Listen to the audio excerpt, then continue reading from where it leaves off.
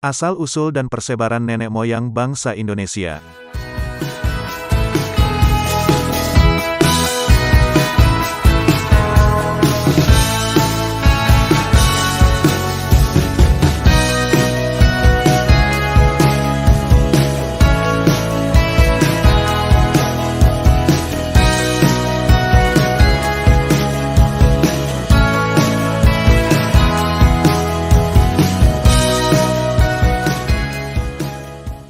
Menurut Sarasin bersaudara, penduduk asli Kepulauan Indonesia adalah ras berkulit gelap dan bertubuh kecil.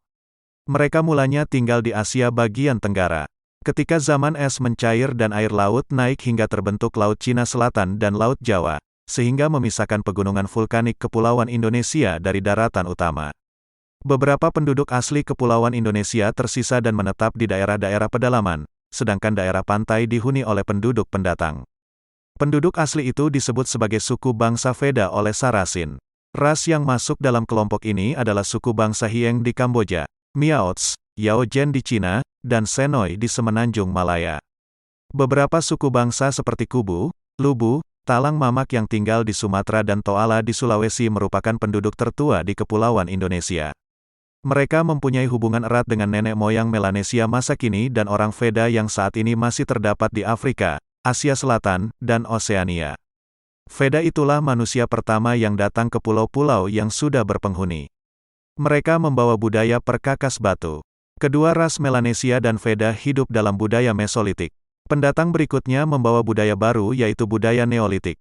Para pendatang baru itu jumlahnya jauh lebih banyak daripada penduduk asli. Mereka datang dalam dua tahap. Mereka itu oleh Sarasin disebut sebagai Proto-Melayu dan Deutero-Melayu. Kedatangan mereka terpisah diperkirakan lebih dari 2000 tahun yang lalu.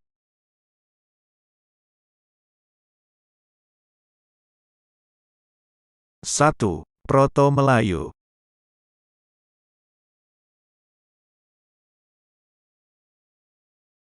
Proto-Melayu diyakini sebagai nenek moyang orang Melayu Polinesia yang tersebar dari Madagaskar sampai pulau-pulau paling timur di Pasifik. Mereka diperkirakan datang dari Cina bagian selatan.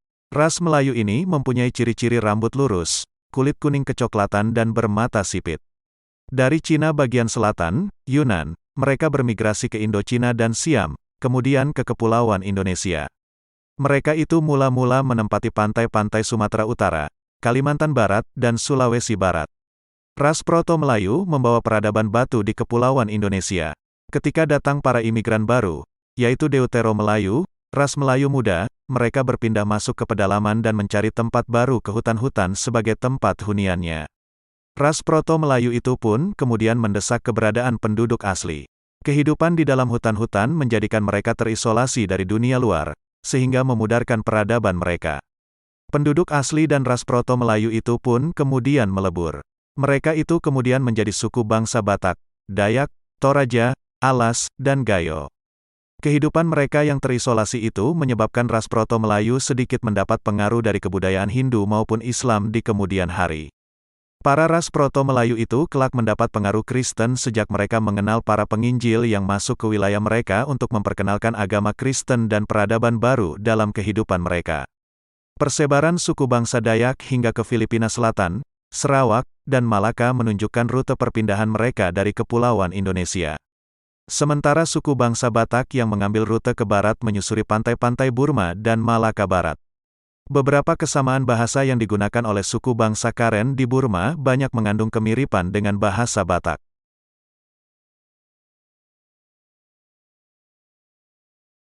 Dua, Deutero-Melayu.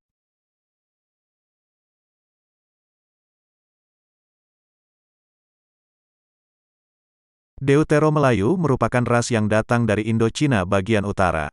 Mereka membawa budaya baru berupa perkakas dan senjata besi di Kepulauan Indonesia, atau kebudayaan Dongson. Mereka seringkali disebut juga orang-orang Dongson. Peradaban mereka lebih tinggi daripada ras Proto-Melayu. Mereka dapat membuat perkakas dari perunggu. Peradaban mereka ditandai dengan keahlian mengerjakan logam dengan sempurna.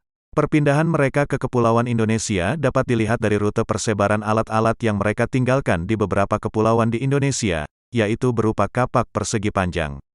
Peradaban ini dapat dijumpai di Malaka, Sumatera, Kalimantan, Filipina, Sulawesi, Jawa, dan Nusa Tenggara Timur. Dalam bidang pengolahan tanah mereka mempunyai kemampuan untuk membuat irigasi pada tanah-tanah pertanian yang berhasil mereka ciptakan, dengan membabat hutan terlebih dahulu. Ras Deutero Melayu juga mempunyai peradaban pelayaran lebih maju dari pendahulunya karena petualangan mereka sebagai pelaut dibantu dengan penguasaan mereka terhadap ilmu perbintangan. Perpindahan ras Deutero Melayu juga menggunakan jalur pelayaran laut. Sebagian dari ras Deutero Melayu ada yang mencapai Kepulauan Jepang, bahkan kelak ada yang hingga sampai Madagaskar. Kedatangan ras Deutero Melayu di Kepulauan Indonesia makin lama semakin banyak. Mereka pun kemudian berpindah mencari tempat baru ke hutan-hutan sebagai tempat hunian baru. Pada akhirnya Proto dan Deutero Melayu membaur dan selanjutnya menjadi penduduk di Kepulauan Indonesia. Pada masa selanjutnya mereka sulit untuk dibedakan. Proto Melayu meliputi penduduk di Gayo dan Alas di Sumatera bagian utara, serta Toraja di Sulawesi. Sementara itu, semua penduduk di Kepulauan Indonesia, kecuali penduduk Papua dan yang tinggal di sekitar pulau-pulau Papua, adalah ras Deutero Melayu. 3. Melanesoid.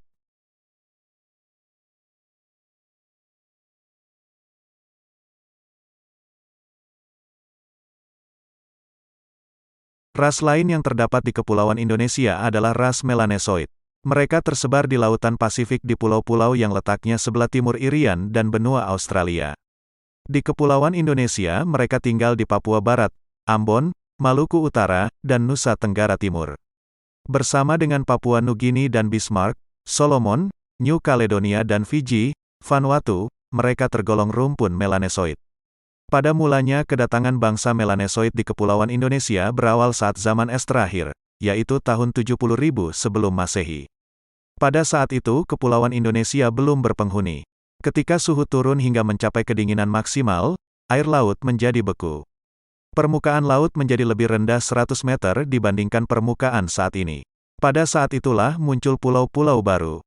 Adanya pulau-pulau itu memudahkan makhluk hidup berpindah dari Asia menuju kawasan Oseania.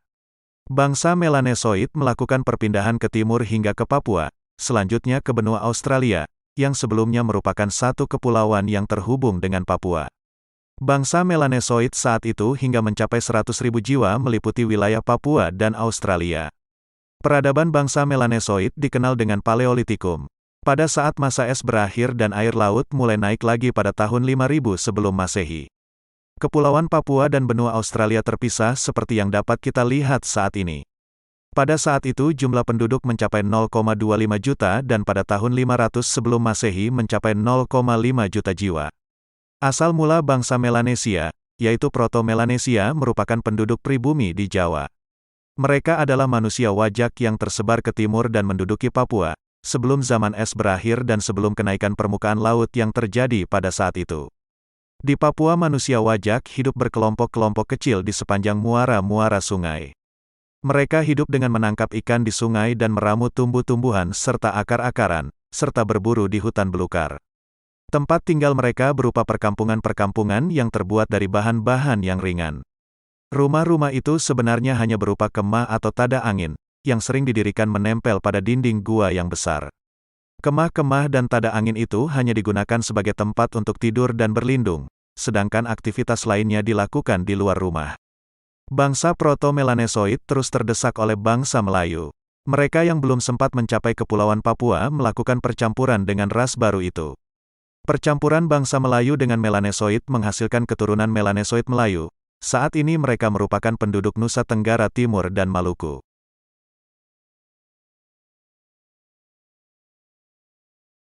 4. Negrito dan Wedit.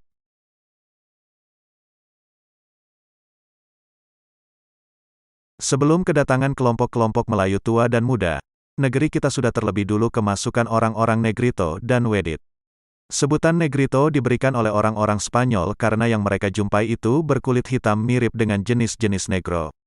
Sejauh mana kelompok Negrito itu bertalian darah dengan jenis-jenis Negro yang terdapat di Afrika serta Kepulauan Melanesia, Pasifik, demikian pula bagaimana sejarah perpindahan mereka, belum banyak diketahui dengan pasti. Kelompok Wedit terdiri atas orang-orang dengan kepala mesosefal dan letak mata yang dalam sehingga nampak seperti berang, kulit mereka coklat tua dan tinggi rata-rata lelakinya 155 cm. Wedit artinya jenis Weda yaitu bangsa yang terdapat di Pulau Ceylon, Sri Lanka. Persebaran orang-orang Wedit di Nusantara cukup luas, misalnya di Palembang dan Jambi, Kubu, di Siak, Sakai, dan di Sulawesi Pojok Tenggara, Toala, Tokea dan Tomuna. Periode migrasi itu berlangsung berabad-abad, kemungkinan mereka berasal dalam satu kelompok ras yang sama dan dengan budaya yang sama pula. Mereka itulah nenek moyang orang Indonesia saat ini. Sekitar 170 bahasa yang digunakan di Kepulauan Indonesia adalah bahasa Austronesia, Melayu Polinesia. Bahasa itu kemudian dikelompokkan menjadi dua oleh Sarasin, yaitu bahasa Aceh dan bahasa-bahasa di pedalaman Sumatera, Kalimantan, dan Sulawesi. Kelompok kedua adalah bahasa Batak, Melayu, Jawa, dan Bali. Kelompok bahasa kedua itu mempunyai hubungan dengan bahasa Malagi di Madagaskar dan Tagalog di Luzon. Persebaran geografis kedua bahasa itu menunjukkan bahwa penggunanya adalah pelaut-pelaut pada masa dahulu yang sudah mempunyai peradaban lebih maju. Di samping bahasa-bahasa itu, juga terdapat bahasa Halmahera Utara dan Papua yang digunakan di pedalaman Papua dan bagian utara Pulau Halmahera.